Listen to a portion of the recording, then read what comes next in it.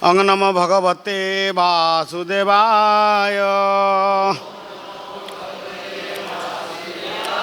ओं नमो भगवते वासुदेवाय।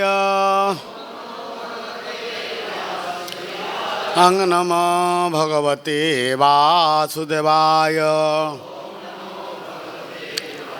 नारायण नमस्कृत्यं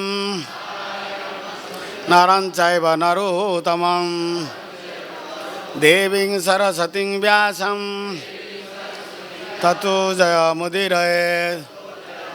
नष्टप्रायेषु भद्रेषु नित्यं भागवत सेवया भगवती उत्तमश्लोके भक्तिर्भवति नैष्ठिकी। मूकं करोति वाचालं पङ्गुलङ्घयते गिरिं यत्कृपातमः वन्दे परमानन्दमाधवं श्रीगुरुदीनतारिणं श्रीचैतन्यमीश्वरम्। श्रीमद्भागवतम स्कंद 7 अध्याय 13 श्लोक नंबर 19। शीर्षक है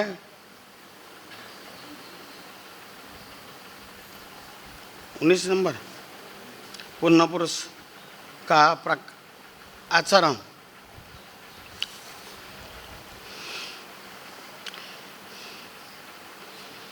कवि कल्प निपुण दृग चित्र प्रिय कथा सम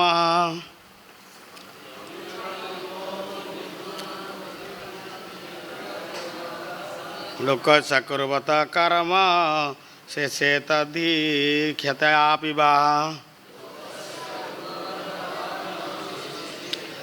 कवि कल्प निपुण दृग चित्र प्रिय कथा समः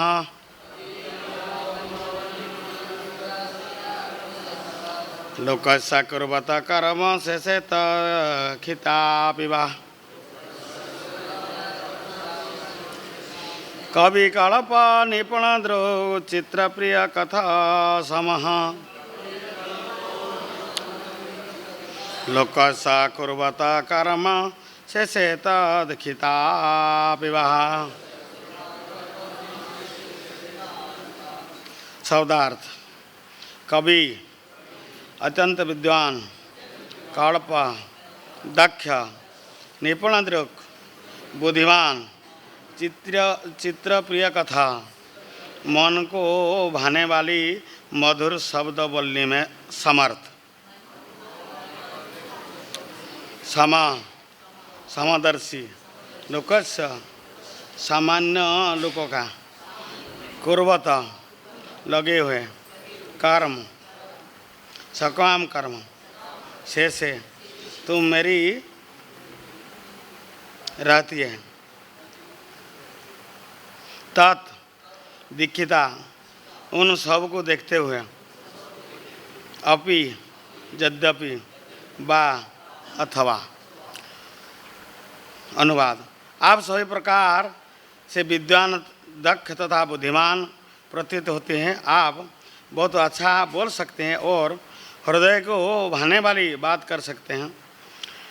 आप देख रहे हैं कि सामान्य जन सकाम कर्म में लगे हुए हैं, फिर भी आप यहाँ पर निष्क्रिय लेटे हैं। कृपया दोहराएं। आप सभी प्रकार में विद्वान दक्ष तथा बुद्धिमान प्रतीत होती है। आप बहुत अच्छा बोल सकते हैं और हृदय को भाने वाली बात कर सकते हैं। आप देख रहे हैं कि सामान्य जन सकाम कर्म में लगे हुए हैं, फिर भी आप यहाँ पर निष्क्रिय लेटे हैं। तात्पर्य। भक्त प्रहलाद ने इस साधु पुरुष के शारीरिक लक्षणों का अध्ययन किया और उनकी मुखाकृति में वह जान सके कि वह बुद्धिमान तथा दक्ष था। यद्यपि वह निष्कृष्ट लेटा हुआ था, अतः स्वाभाविक था कि भक्त प्रहलाद यह अपने है तो उत्सुक है कि वह वहाँ निष्क्रिय क्यों पड़ा है अज्ञानतिमिरन्धस्य ज्ञानाञ्जनशलाकया चक्षुरुन्मीलितं येन तस्मै श्रीगुरुवे नमः। श्रीचैतन्यमनोभीष्टं स्थापितं येन भूतले संरूपकदा मह्यं ददाति सपदान्तिकम्। वन्देऽहं श्रीगुरुश्रीयुतापदकमलं श्रीगुरून् वैष्णवांश्च श्रीरूपं साग्रजातं सगण रघुनाथं नितं तं सजीवं साद्वैतं सावधूतं परिजनसहितं कृष्णचैतन्यदेवं श्रीराधाकृष्णपादान् सगण ललिता श्रीविशाखान्वितं च नमो विष्णुपदाय कृष्णप्रेष्ठाय भूतले श्रीमते भक्तिवेदांत स्वामिनेति नामिने। नमस्ते सरस्वती देवे गौरवाणी प्रचारिणे निर्विशेष शून्यवादी पाश्चात्यदेशतारिणे वाञ्छाकल्पतरुभ्यश्च कृपा सिन्धुभ्येव च पतितानां पावनेभ्यो वैष्णवेभ्यो नमो नमः। नमो महावद्यानाय कृष्ण प्रेम प्रदायते कृष्णाय कृष्ण चैतन्य नामने गौरतिसे नमः। पंचतत्मात्मकं कृष्णं भक्तरूपस्वरूपकं भक्तावतारं भक्ताख्यं नमामि भक्तशक्तिकं। हे कृष्ण करुणा सिंधु दीनबंधो जगतपते गोपेश गोपिकाकांत श्रीराधाकांत नमस्तुते। तप्त कांचन गौरांगी श्रीराधे वृंदावनेश्वरी वृषभानुसुते देवी प्रणमामि हरिप्रिय। नीलाचल निवासाय नित्याय परमात्मने बलभद्र सुभद्राभ्यां जगन्नाथाय ते नमः। वन्दे श्रीकृष्ण चैतन्य नित्यानंद सदितो गौड़दये पुष्पवन्तौ चित्रसन्धौ जय श्री कृष्ण चैतन्य प्रभु नित्यानंद श्री अद्वैत गदाधर शिवासादि श्री गौरभक्तवृंद। हरे कृष्णा कृष्ण कृष्ण हरे हरे हरे राम राम राम हरे हरे। हरे नाम हरे नामे केवलम कलो नास्तेव गतिरन्यथा।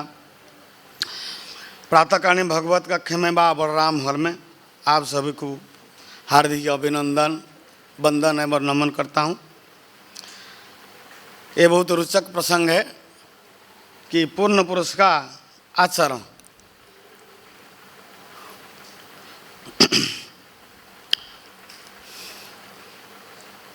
तो यहाँ पर एक रोचक प्रसंग जो प्रहलाद महाराज ने उपस्थापन किए हैं, पिछले कोई श्लोक में आप लोग श्रवण किए हैं, उनका आचरण का व्यवहार का। और नारद मुनि परीक्षित महाराज को ये प्रसंग सुना रहा है। तो इसमें उनका आचरण का ऊपर और प्रहलाद महाराज ने बतला रहा है, क्योंकि भगवद गीता में भगवान बतलाए कि जद जदि आचर से श्रेष्ठ तत्व देवतर जना सजत प्रमाण कृते लोकनु अनुवर्तते। तो भगवान यहाँ आते हैं मनुष्य रूप वा नर रूप धारण करके, फिर भी लोग शिक्षा के लिए न उन्हें आचरण करके दिखाते हैं। क्योंकि श्रेष्ठ व्यक्ति जो आचरण करते हैं उसको वो आम बात उसको अनुसरण करते हैं। शास्त्र में यह भी वर्णन है कि हमको अनुकरण नहीं करना चाहिए, हमको क्या करना चाहिए? अनुसरण करना चाहिए। तो जैसे भागवत में आप लोग बहुत बढ़िया प्रसंग सुने हैं, पुनरावृत्ति करता हूँ उसको। जैसे भगवान ने यहाँ रास रचाए वृंदावन में। कहाँ पर रास रचाए? हाँ जी, बंसी बट में। लेकिन दो बंसी बट है, कौन से बंसी बट में पहले किए? हाँ जी, जोर पार्टी में बोलिए। भांडरी बटे, प्रभु जी बोला कि भांडरी बटे में। कल्प भेद में हो सकता है, यहाँ भी हो सकता है। तो भगवान रास रचाए कब? ना पूर्णिमा तिथि में। क्योंकि भागवत में यह वर्णन है कि गोपियाँ लगभग 6 साल, 6.5 साल, 7 साल की थी। तो उसमें पता नहीं उस समय का ज़माना क्या प्रथा था। नंदगांव से, बरसना से, जापट से, जो भी हो, जितना भी और गोपी थे आया करते थे। अभी आप लोग जो परिक्रमा मार्ग में चीरघाट तो देखे होंगे जरूर। अभी भी वो केड़ी कदम वृक्ष विद्यमान है। दो प्रकार का कदम होता है, एक बड़ा साइज का होता है, एक छोटे साइज का होता है। तो गोपियाँ क्या करते थे ना, यहाँ आके अपना जब पहने हो जब वस्त्र को ऊपर रख देते थे। छोटे छोटे बच्चे थे, उन लोग क्या करते हैं ना, और जमुना में नहाया करते थे एवं कांतायनी महामाया का एक मूर्ति बनाया करते थे। और जो भी षोडशोपचार में उन्होंने उनका आराधना किया करते थे एवं नैवेद्य अर्पण करने का बाद उन्होंने बहुत सुंदर श्लोक पाठ करते थे। कांतायनी महामाये महाजोगिनी धीश्वरी नंदसुत गोपम देवी सुतम देवी पति में कुरुते नमः। अंतिम में उन्होंने यही प्रार्थना किया करते थे, हे कांतायनी, हे महामाई, ये जुगी का ईश्वरी, हमको ये वरदान दीजिए, ये आशीर्वाद दीजिए, नंद सुत गोपम देवी पति में कुरुते नमः। तो भगवान परमात्मा रूप में, अंतर्यामी रूप में सभी का हृदय में निवास करते हैं। एवं ब्रह्मा जी का स्तुति में तो ऐसे ब्रह्म संहिता में बताया गया कि वो अणुपरमाणु में भी अवस्थान करते हैं। तो भगवान सबका इच्छा पूर्ति करने के लिए ही उनका यहाँ लीला करना है। ये जो भगवत गीता में बताया गया कि ददा ददा इस धर्मस्व ग्लानि भवति भारत अभूतानम धर्मसम सृजाम परित्राणाय साधनां विनाशाय च दुष्कृतां धर्म संस्थापनार्थाय संभवामि जुगे जुगे। ये गौण कारण है। मुख्य कारण क्या है ना, भगवान यहाँ दिव्याति दिव्य मंजू महिमा लीला करके भक्तों को अपना लीला में समावेश करके अंतिम में उनको अपना लीला गोलोक वृंदावन ले जाने के लिए ये उनका मास्टर प्लान है। तो भगवान उनका इच्छा पूर्ति के लिए फिर आए, क्योंकि वो कौन से महीना था, कार्तिक हेमंत मासे नंदगोप कुमारिका। ये कार्तिक महीना में उन लोग के हेमंत ऋतु है, तो बाशिशी ऋतु है। 12 महीना का कितना 6 ऋतु है। तो जो भी हो उसे ठंडा का फिर आगमन भी होता है। तो हर दिन उनका एक काम था, नित्य नैमित हर आके ये काम करते थे। लेकिन भगवान अभी उनका मनोभाव जान लिए, वो उनको आशीर्वाद देने के लिए उन्होंने फिर आए।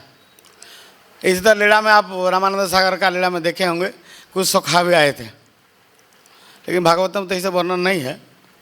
जो भी हो, तो भगवान आए, उनका वस्त्र उठा लिया और केड़ी कंद वृक्ष में बांध दिया।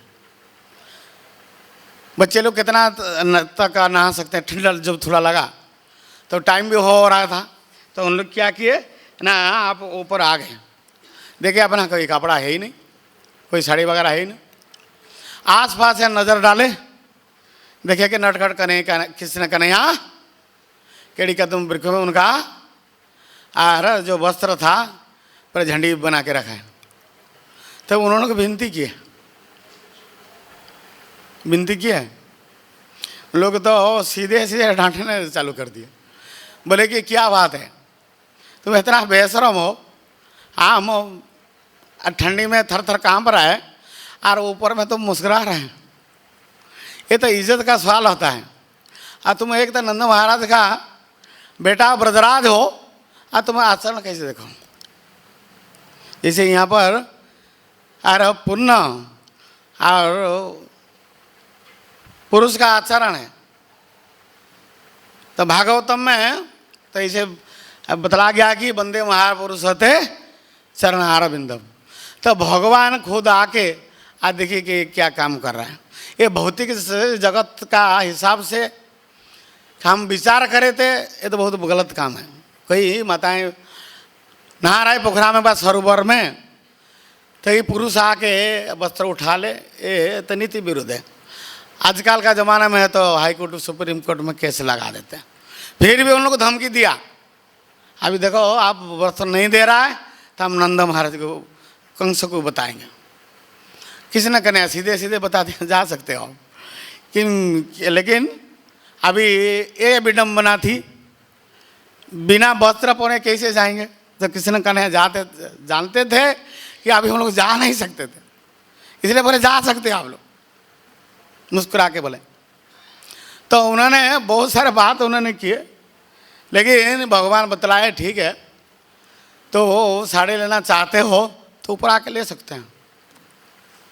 तो उन्होंने अपना दिमाग लगाया, तो अपना का जो केस राशि था वह बाल था, बखज में उन्होंने आवरण किए एवं हस्त से अपना निम्न अंग को आवरण किए, बाहर आ गए।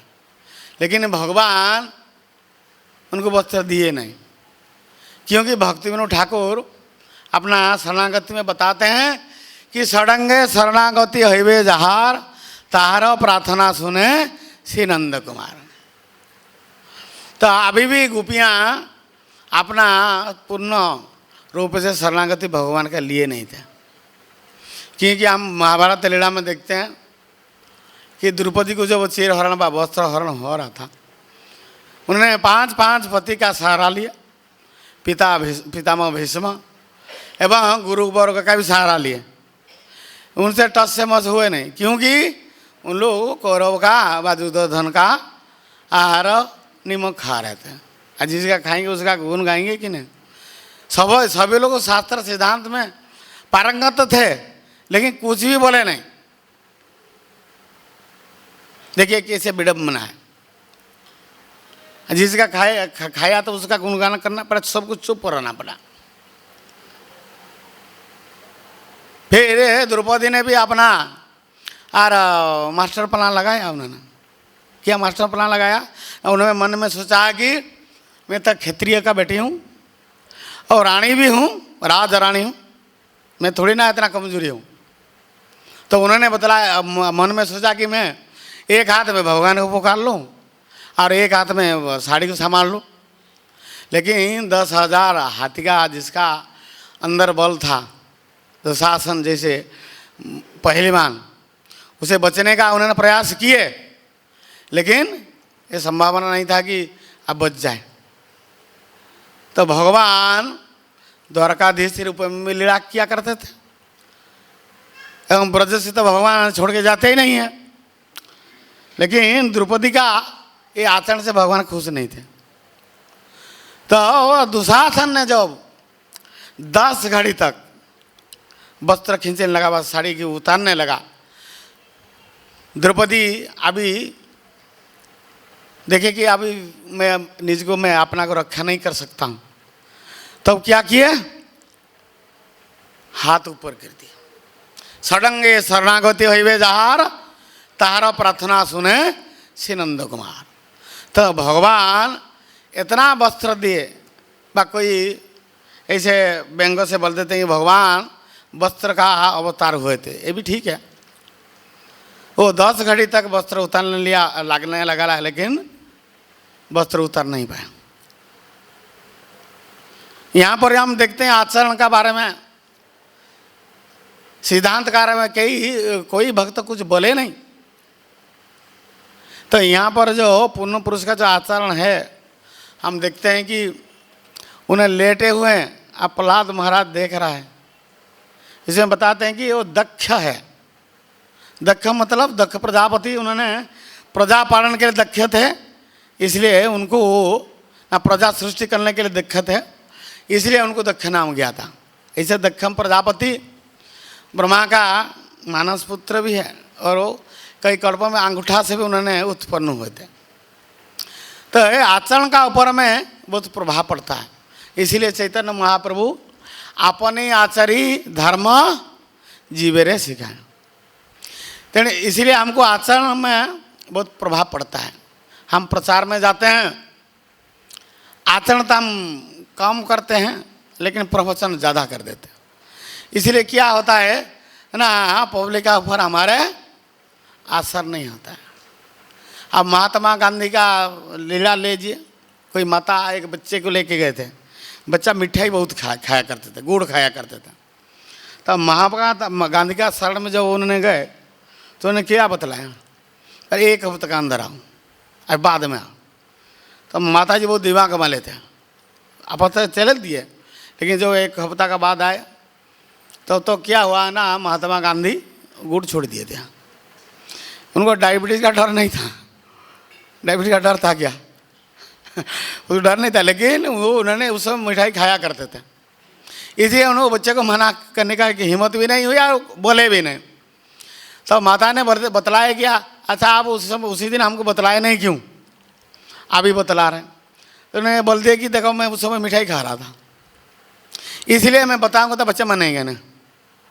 आजकल हालत ऐसे ही है, स्कूल कॉलेज में यूनिवर्सिटी में हमारे जैसे जितना भी कॉलेज का अध्यक्ष है, अध्यापक है, प्रिंसिपल है, वो खुद मोबाइल व्हाट्सअप यूट्यूब में देखते रहते हैं और सिगरेट भी और नशीले द्रव्य भी पान करते हैं।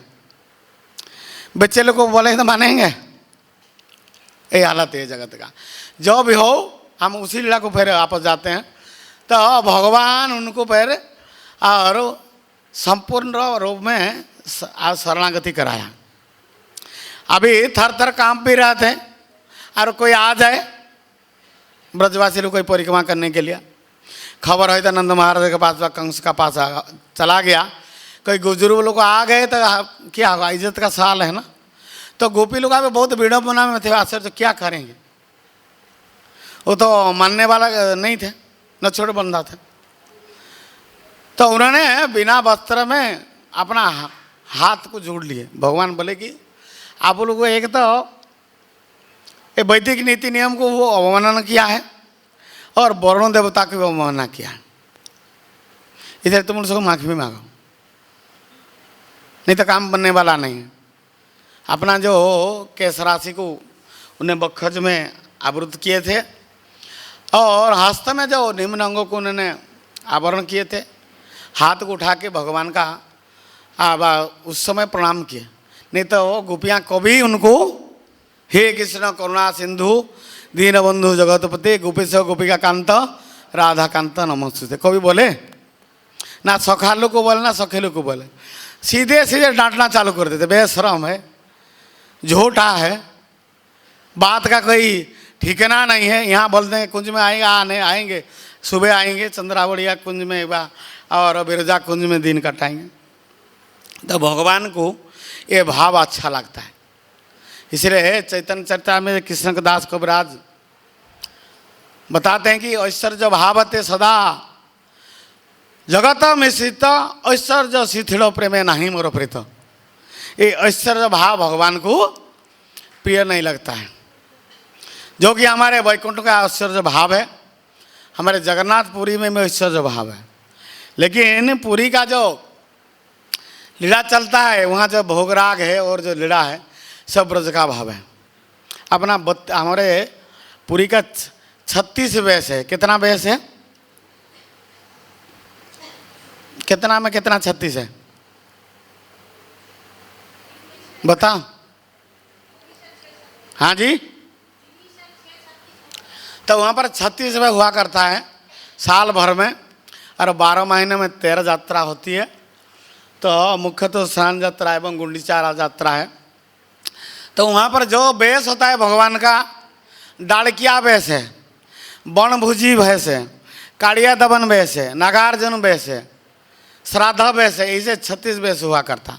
और जो भोगराग भी जब लगा जाता है वहाँ जगन्नाथ जी को गोपाल मंत्र से लगा जाता है। कौन से मंत्र से, तो 3 पूजक बैठते हैं आचमन आदि करके। तो मुख्य पुजारी जो है उन्होंने अपना चौड़ू में पानी लेते हैं, वहाँ भगवान जी दर्शन किए हैं, दर्शन दिए हैं तो उसको भोग लगा जाएगा, नहीं तो सब जमीन में गाड़ दिया जाता है, फिर मंदिर को सफाई करना पड़ता है। तो वहाँ पर सभी ब्रज का भाव से सेवा होती है। इसलिए हमारे गौर गोविंद महाराज बताते हैं कि ये जगन्नाथ का जो रूप है ये राधा विरह विधुरा रूप है। तो जो भी हो, तो भगवान यहाँ पर उनको शरणापन्न कराए एवं उनको बात दे दे कि आगामी पूर्णिमा में आप लोग का जो इच्छा पूर्ति हो जाएगा। प्रभुपाद वहाँ पर तात्पर्य में लिखते हैं कि एकमात्र पत्नी अपना पति का सम्मुख में विवस्त्र हो सकते हैं, नहीं तो नीति विरुद्ध है, शास्त्र का आचरण नहीं है, वह शास्त्र का निर्देश नहीं है। लेकिन आजकल जगत में हम तो देखते हैं, विदेश में क्या हमारे इंडिया में भी, कि आधा विवस्त्र व आधा लंगड़ा के सब माताएं प्रभु जी लोग आते हैं। खास करके 55-50 साल का जो बूढ़े लोग आते हैं यहाँ हाफ पैंट लगा क्रिकेट बैट फुटबॉल खेलने जैसे आ जाते हैं। लेकिन इनको तो भगवान क्षमा करेंगे नहीं, क्योंकि प्रभुपाद आप भगवत गीता में दिए हैं कि जो इसे आचरण करें बाद में कौन से जोनि में जाएंगे, उन्होंने पेट का जोनि में जाएंगे जरूर। स्थावरा लक्षा विंशति। जो भी हो, तो भगवान आगामी पूर्णिमा में, शरद पूर्णिमा में उन लोग को वंशी का माध्यम से सबको बुलाया। क्योंकि आजकल तो हर भक्त का अंदर और कर्मी का अंदर 1, 2, 3, 4 मोबाइल है कि नहीं, नंबर डायल करो आ जाएंगे। तो भगवान का मोबाइल नंबर क्या था? हरे कृष्णा कृष्णा कृष्णा हरे हरे, हरे राम राम राम हरे हरे।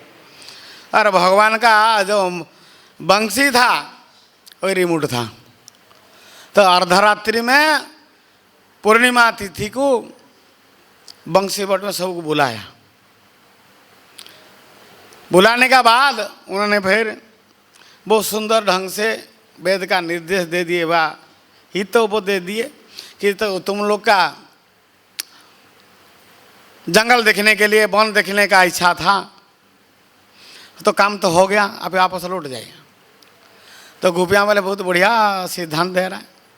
एक तो आप वंशी का माध्यम से हम लोग को बुला लिया। देखिए वंशी का ऐसे चमत्कारी है कि जिन लोग का नाम पुकारते थे वही आता सकता था, नहीं तो ब्रज में 84 कुछ में तो बहुत सारे ब्रजवासी हुआ करते थे कि नहीं। तो भगवान तो उनको परीक्षा लिए और उनका जो इच्छा थी रास में समावेश होने के लिए, गर्ग संहिता में वर्णन है कि 19 से ज़्यादा प्रकार का गोपियाँ थे वहाँ पर। तो भगवान का साथ उन्होंने रास रचाए एवं ऐसे रात रचाए कि देवता लोग भी ऊपर में आके सब अपना विमान में खड़े हो गए, सब बैठ गए। और कंसर्ट पार्टी मृदंग पखाज वगैरह बजाने लगे। तो इसमें एक ध्यान देने की बात है कि यहाँ पर कोई विवस्त्र का कोई नाच नहीं रहते, कोई नेगेटिव पिक्चर नहीं था, ब्लू फिल्म नहीं था, क्योंकि सारे देवताएं ऊपर से देख रहे थे। आजकल तो जमाना ऐसे हो गया कि पैसा देख के माँ बेटी भाई बंधु सब एक साथ में बैठते। ये दुख की बात है। जो भी हो, भगवान यहाँ पर अपना जो आचरण किए बा उन्होंने जो किए अनुकरण अमुक नहीं कर सकता है।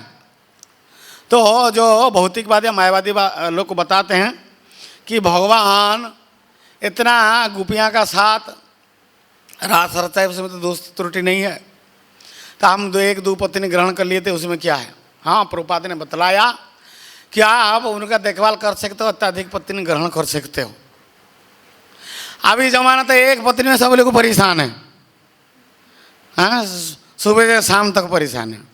कैसे सुযোগ मिल जाए इसका में जैन कर ले सोचते हैं कि नहीं। जो भी हो, तो भगवान यहाँ पर जो लीला के बाद आचरण किए इसको वो हम अपना नहीं सकते। जैसे अवधूत ने अपना आचरण से दिखा रहा है कि उन्होंने कोई काम धंधा का नहीं, काम करने का कोई इच्छा ही नहीं है उनका, और बहुत हटे कट्टे भी है। जैसे हम रघुगण का प्रसंग में देखते हैं, रघुगण राजा जब जा रहे थे कपिल मुनि से आश्रम में मिलने के लिए, तत्व गान के लिए, उन्होंने फिर जो वो अपना पालकी में जा रहे थे, एक पालकी की सवारी का कोई गड़बड़ हो गया शायद, ये टिफिन चक्का रहता ना, तो उसमें टिफिन चक्का तो था ही नहीं, तो उन्होंने फिर टिफिन चक्का ढूंढने लगे। तो ये एक अवधूत था, कौन था, जड़ भरत था, तो उनको पे मिल गया, वो भी हट्टा कट्टे थे, पूरा खा के बहुत तंदुरुस्त थे। लेकिन कुछ श्लोक पहले आप सुने होंगे, भक्ति सिद्धांत सरस्वती ठाकुर बताते हैं कि हमारे शिष्य लोग को चले जाना मोटे हटे घटे ना हो जाए, क्योंकि हमारे कर्तव्य प्रभु बता रहे थे कि जो लोग जाता तंदुरुस्त रहेंगे हम लोग ब्रह्मचारी रहना कठिन है। इसलिए भक्ति सिद्धांत सरस्वती ठाकुर अपना चेला चामड़ा को मोटा होने से मना किया भी करते थे, और उन्हें दुखी भी थे। और आप लोगों को मालूम होगा मोटे शरीर गर्मी में कितना परेशान है, कूलर बंद फिर नींद भी हराम हो जाता है। तो यहाँ पर उन्हें लेटे हुए थे, और उनका आचरण से पता चलता है कि ये कोई साधारण व्यक्ति नहीं था। इसमें हमारे जो वैष्णव का 26 गुण चैतन्य चरितामृत में मध्य लीला में आपको 22 अध्याय में और 78 से 80 श्लोक में वर्णन है। उसमें एक गुण है भक्त का दक्ष है, मतलब सब कुछ करने में सक्षम है। यहाँ पर प्रहलाद महाराज बता रहा है कि आप बहुत बढ़िया अच्छा बोल भी सकते हो, जो कि 26 गुण में एक गुण है कवि। इसे आप सुने हैं, कवि लोग राज्यसभा में जो बंदी लोग होते हैं वो राजा का गुणगान करते हैं। उन लोगों को कोई शास्त्र का वहाँ क्या चैप्टर के अध्याय को देखते नहीं है, उनका अंदर ऐसे गुण है कि राजा का गुणगान तुरंत उन्हें उस पर जुड़ देंगे। तो यहाँ पर बता रहा है कि आप सामान्य जन सकाम कर्म में लगे हुए हैं, फिर भी आप यहाँ पर निष्क्रिय लेटे हुए हैं। चैतन्य चरितामृत में ये भी वर्णन है कि जैसे भक्ति रसामृत सिंधु में है, भक्ति मुक्ति सूर्या जावत पिशाची हृदय वर्तते। क्या है वो दुआ, निष्काम अतएव शांत, कौन बताएंगे? भक्ति मुक्ति सीधे कामी सकल ही अशांत, सभी क्या है? अशांत है। जैसे पिशाची पाइले जन्म अति शरण है, किसको भूत पकड़ लिया वो उल्टा सीधा बकवास करता है कि नहीं। तो भक्ति भौतिक जगत में जिन्होंने ये भौतिक जगत का वस्तु से आकृष्ट हुए हैं, जिन्होंने अपना लिया है, उनको ये भूत जैसे पकड़ने के बाद उल्टा सीधा बकवास करता है, ऐसे ही निष्काम कृष्ण भक्त अतएव शांत। तो उन्होंने यहाँ पर बता रहा है कि आप करने में सब कुछ सक्षम है, बोल सकते हो, गा सकते हो, बजा सकते हो, नाच भी सकते हो, मेहनत भी कर सकते हो, क्योंकि ये 26 गुण में ये सब आ जाता है। तो यहाँ पर बता रहा है कि आप निष्क्रिय है। जैसे जड़ भरत जी ने निष्क्रिय अवस्था में थे, उसको कोई भूसी वगैरह भी दे देते थे, भाभी लोगों को वो भी खा लेता था। नहीं बता रहा था कि हमको गुलाब जामुन चाहिए, रसगुल्ला चाहिए, ठीक है ना। और भगवत गीता में तो ये भी बतला गया कि जो ज़्यादा खाता है, ज़्यादा विहार करता है, वो जोगी बन ही नहीं सकता। युक्ताहार विहारस्य युक्त चेष्टसु कर्मसु, परिमाण हिसाब से खाना चाहिए। जैसे हमारे शरीर का निर्वाह भी हो जाए, हम मोटे तगड़े से परेशान में ना हो, क्योंकि मोटे तगड़े से गर्मी में तो परेशान है, ठंडी में अच्छा है, जितना भी नहा सकते हो, और चलने फिरने में भी दिक्कत है। ये तो आप लोग को जिनको मोटा तगड़ा है उसको बिल्कुल भान होगा, और परिक्रमा करने में तो बहुत दिक्कत है। और ये एक बहुत बड़ा बीमारी हो सकता है, हार्ट अटैक हो सकता है, लेकिन हमारे सनातन प्रभु बोलते हैं कि हार्ट अटैक होना अच्छा है, एक बार ठप हो जाएगा, कि डायबिटीज हो जाएगा, कि वह और भी जो भी बीमार हो, मर भी नहीं सकता लेकिन भोगना पड़ेगा। जो भी हो तो उन्हें सब कुछ करने में दिक्कत है, लेकिन अभी निष्क्रिय अवस्था में लेट हो गए थे। तो हमको वैसे उनका अनुकरण नहीं करना चाहिए। जैसे आप एकादश स्कंद में पिंगला बस्या का जो शिक्षाएं हैं उसमें एक अजगर वृत्ति है। अजगर क्या करता है? अजगर सब लोग देखे हैं लापरू? कौन देखा है? हाथ उठाएंगे। कितना लंबा होते हैं? हाँ जी, कितना मीटर का होता है? यूट्यूब में जरूर आप लोग देखे होंगे, नहीं तो नंदनकानन जू में आप देख सकते हैं। अजगर कोई काम धंधा तो है ही नहीं, ऐसे बहुत बड़े सर्प होता है, उन्होंने क्या करते हैं, ऐसे ही लेटे रहते हवा पीते हुए, कई महीना तक उन्होंने जिंदा रह सकते हैं। जैसे राजस्थान का फेमस जीव कौन है? ऊँट है, वो भी बिना पानी पिए हुए बहुत दिन तक रहते हैं। मैं सुना है कोई थैली में उन्होंने ज़्यादा पानी पकड़ के रखते हैं, अपना कोई पकड़ है उसमें, तो उन्होंने फिर और कोई दिन तक जैसे पानी बिना पिए रहते हैं, ऐसे ही सर्प जो है बिना खा पिए हवा खाते हुए वो रह जाते हैं। तो सर्प ऐसे लेटे रहते हैं, जब मिल जाता है फिर पेट भर के खा लेते हैं। तो उसमें बताया जाता है कि हम अजगर वृत्ति का अनुकरण नहीं करना चाहिए।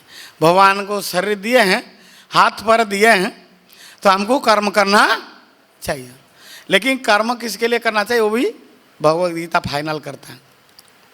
कर्मणाधिकारस्ते माँ पड़ेसु कदाचन। भगवान को वो कर्म फल का हम करने का अधिकार, कर्म करने का अधिकार है, फल को भोगने का अधिकार नहीं है। तो यहाँ पर साधु पुरुष लेटे हुए हैं, उनका आचरण से हमको शिक्षा दे रहा है कि जो आत्म तृप्त है, ब्रह्मभूत प्रसन्नात्मा न सूचती न कांकति। दूसरा लाइन जोर पाटिए बोलिए। तो उन्होंने पराभक्ति को लाभ करते हैं। जब ब्रह्मभूत स्तर में है, जो भगवान का सेवा में जुड़े हुए हैं मन तन धन से, उनको कोई परवाह नहीं पड़ता कुछ और हानि हो गया, लाभ हो गया, कुछ घट गया। लेकिन भौतिकवादी आदि अपना कोई गाड़ी एक्सीडेंट जब हो जाता है, बता हो क्या हो गया बोलते, जैसे अपना शरीर में चोट लगा है। इसलिए हमको ब्रह्मभूत स्तर को प्राप्त करना है, तो अपना को क्या करना पड़ेगा ना, हमारे जो गुस्सा में लोग आचरण करके दिखाए उसको हम अनुकरण नहीं कर सकता है। जो बले हैं उनको करना चाहिए।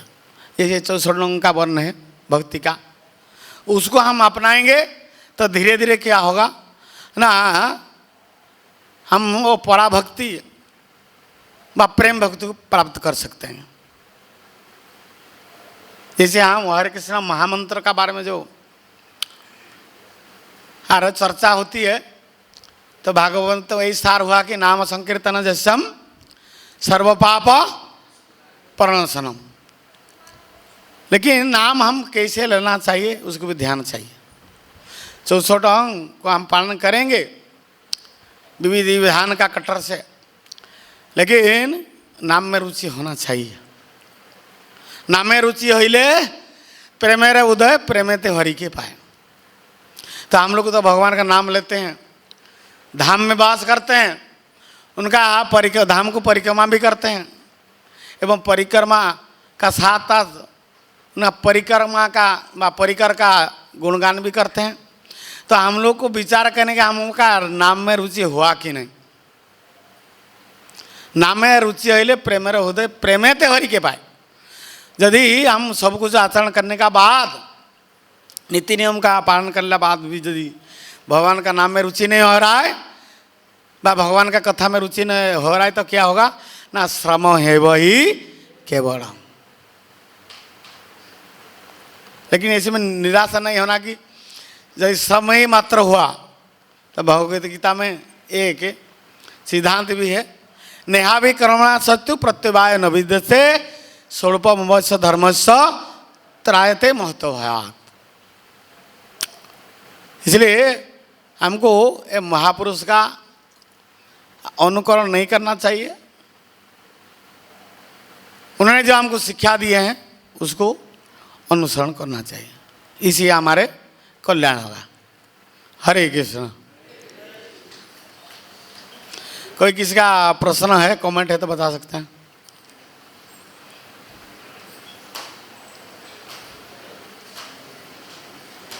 श्रीमद् भागवतम की, समवेत भक्तवृंद की।